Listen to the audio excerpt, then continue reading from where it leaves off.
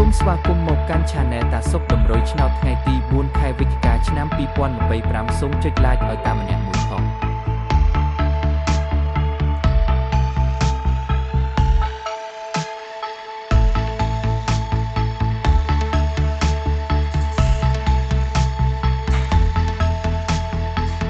សូមស្វាគមន៍មកកាន់ Channel តាសុកតម្រុយឆ្នោតថ្ងៃទី4 ខែវិច្ឆិកាឆ្នាំ2025សូមចុច Like ឲ្យតាមម្នាក់មួយផង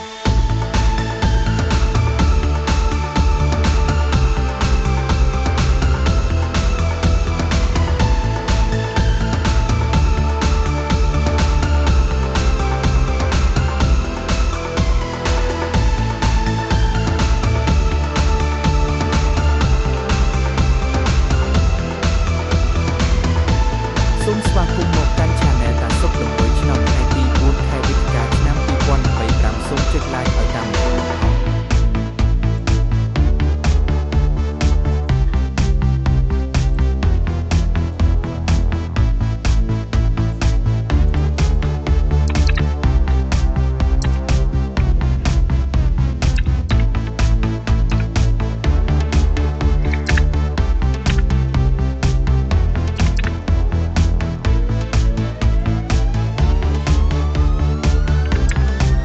សូមស្វាគមន៍មកកាន់ Channel តាសុកតម្រុយឆ្នោតថ្ងៃទី4 ខែវិច្ឆិកាឆ្នាំ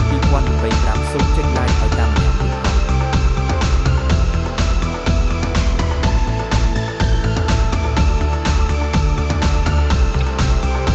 សូមស្វាគមន៍មក